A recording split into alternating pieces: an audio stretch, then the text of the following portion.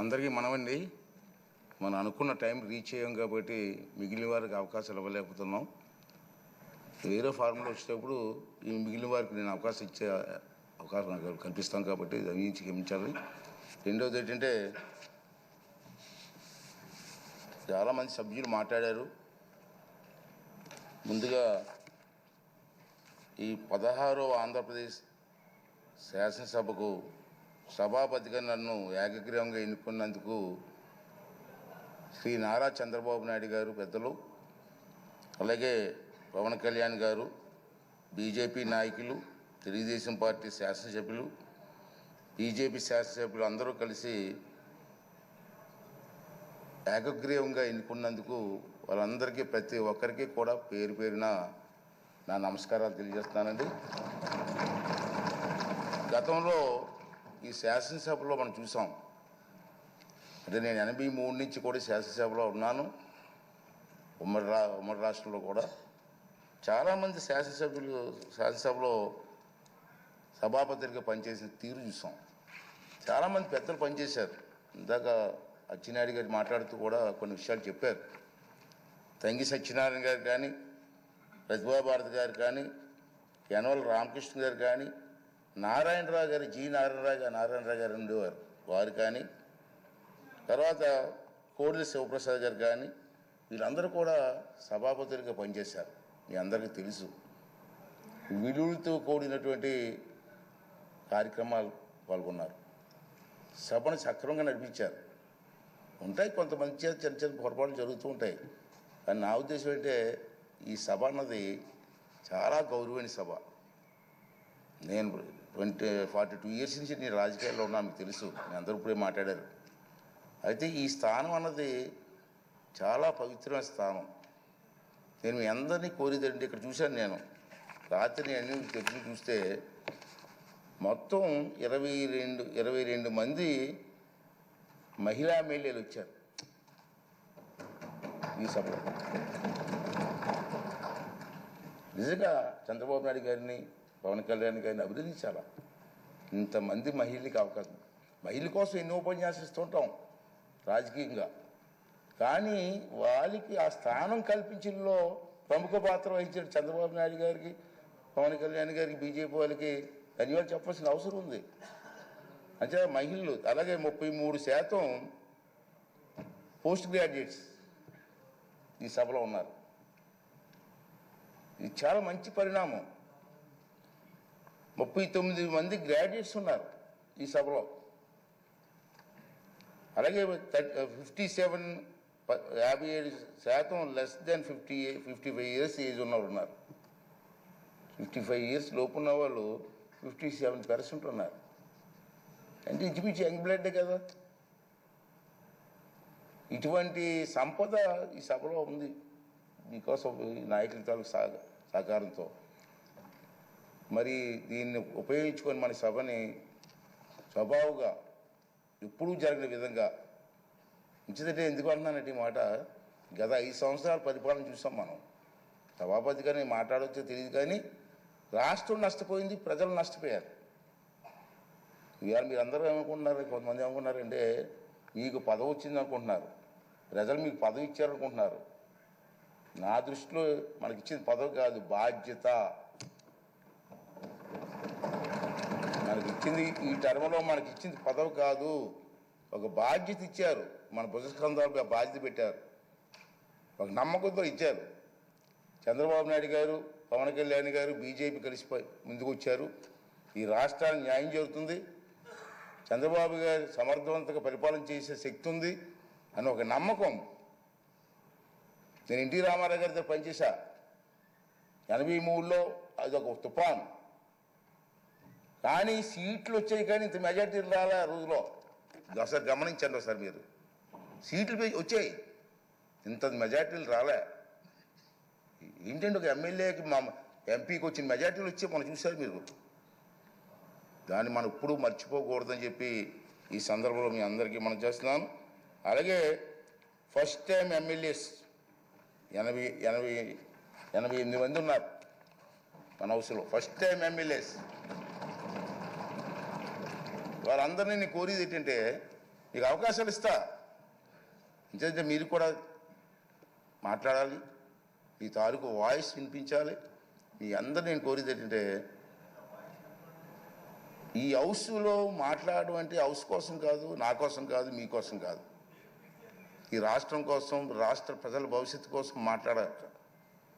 అంచేత first time MLAs కూడా మగమాటం లేకుండా నీకు అవకాశాలు ఇస్తా. అవసరమైతే హౌస్ని 2-3 రోజులు పొడిగిస్తాం సభానాయకులు మాట్లాడి, తప్పేలే. చర్చ జరగాల. మీ నియోజకవర్గంలో మీరు కావాల్సినటువంటి కార్యక్రమం ప్రజలు అందరూ కోరుకుంటారు. కార్యక్రమం అడుగుతారు మనల్ని. ఆ కార్యక్రమాలని స్పష్టంగా సభ ద్వారా మంత్రులు ఉంటారు, మంత్రులకి అధికారులు ఉంటారు, అధికారులకి వారితో పాటు ప్రజలకు కూడా మా ఎమ్మెల్యే గారు అసెంబ్లీలో మాట్లాడారు మా సమస్య కోసం చెప్పి ఒక ఆలోచన వచ్చే విధంగా మీరందరూ కూడా ప్రవర్తించవలసినటువంటి అవసరం ఉందని చెప్పి మనం చేస్తున్నాం. అలాగే మా చంద్రబాబు నాయుడు గారు చూశాను, నేను రాత్రి చూసి చాలా ఆశ్చర్యపోయాను. నేను ఫస్ట్ టైం ఎమ్మెల్యేస్కి 9 మందికి మంత్రులు ఇచ్చారు. సాధారణంగా మంత్రి అంటే ఏం చేస్తారంటే అనుభవం చూస్తారు, ఎన్ని చూస్తారు కదా సాధారణంగా. కానీ ఫస్ట్ టైం ఎమ్మెల్యేస్కి 9 మందికి మంత్రులు ఇచ్చారంటే ఇది చిన్న విషయం కాదు. ఈ విధంగా ఆలోచన చేసేటువంటి చంద్రబాబు నాయుడు గారికి, పవన్ కళ్యాణ్ గారికి కూడా మనకు ధన్యవాదాలు చెప్పి, వారు ఏ ఆలోచనతో ఇచ్చారో దాన్ని సబూగా జరిపించడం కోసం మనందరూ కూడా ప్రయత్నం చేయవలసినటువంటి అవసరం ఉందని చెప్పి మనం చేస్తున్నాను.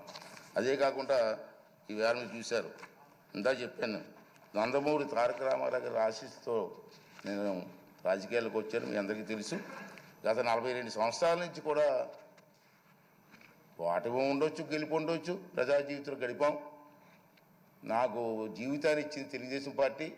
అందుకే అప్పుడప్పుడు చెప్తుంటాను, నేను బతికి ఉన్నంత కాలం కూడా తెలుగుదేశం పార్టీ జెండా కప్పుకొని చచ్చిపోవాలనుకుంటాను తప్పించి వేరే ఆలోచన మాకు లేదు. నిజంగా నాకు జీవితం ఇచ్చింది. ఆ మాట అంటాడు కొంతమంది, ఆ మాట ఎందుకంటూ ఉంటారు. సరే, ఏ పదవిలో ఉండవచ్చు, నేను ఏ కుర్చీలోనూ కూర్చోవచ్చు, నాకు జీవితాన్ని ఇచ్చిన వాడిని మర్చిపోతామా? అదే నా భావన. అదేవిధంగా మనందరూ పనిచేయాల్సిన అవసరం ఉందని చెప్పి మనం చేస్తూ, అలాగే మీరందరూ కూడా నేను కోరేది ఏంటంటే, మీరు కొన్ని కార్యక్రమాలు ఇస్తారు ప్రజలు మీకు. ఆ కార్యక్రమాలని హౌస్లో ఏ విధంగా ప్రజెంటేషన్ చేయాలా? ఇది హౌస్లోకి వచ్చాం, కూర్చున్నాం, వెళ్ళిపోయాం, అది కాదు ముఖ్యం. ప్రతి కార్యక్రమానికి కూడా పద్ధతి ఉంది. మీ దగ్గర రూల్స్ ఉన్నాయి. ఇక్కడ మన ఇక్కడే అసెంబ్లీలో లైబ్రరీ కూడా ఉంది. నేను నా అనుభవం చెప్తున్నాను. ఈవేళ మేము ఫస్ట్ టైం ఎమ్మెల్యే అయినప్పుడు 83లో కానీ 85లో కానీ నేను మంత్రి అయినప్పుడు ఒక క్వశ్చన్ వేస్తే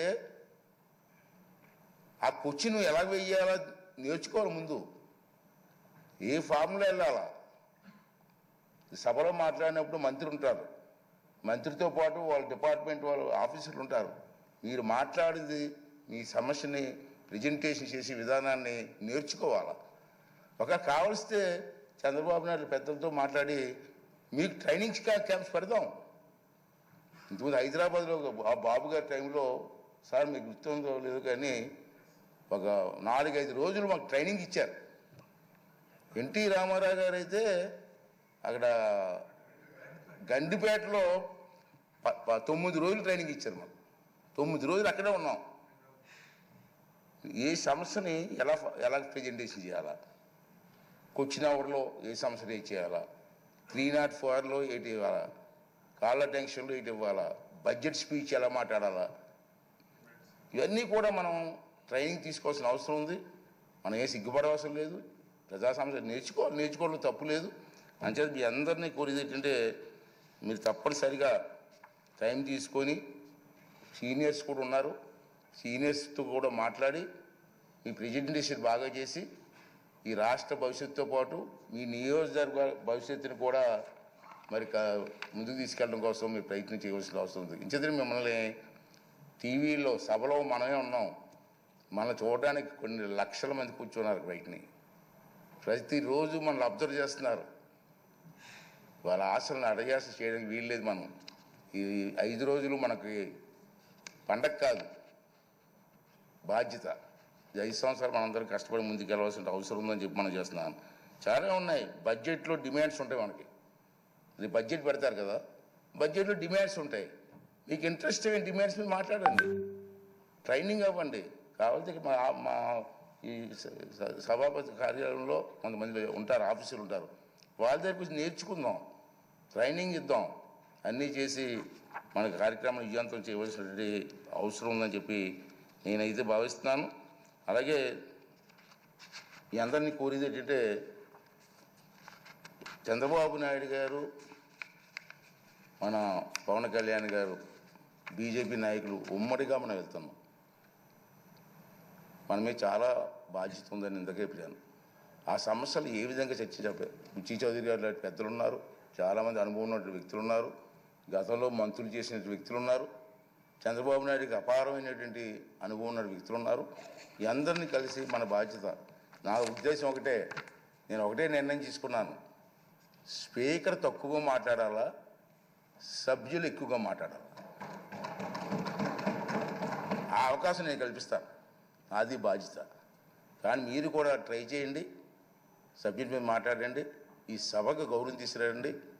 ఈ 16వ శాసనసభకు ఒక మంచి గుర్తింపు వచ్చేలాగా, గౌరవం వచ్చేలాగా మీ అందరూ కూడా సహకారం అందించాలని చెప్పి ఈ సందర్భం మనం చేస్తూ, అలాగే ముందే చెప్పాను తక్కువ మాట్లాడితే మంచిదని స్పీకరు.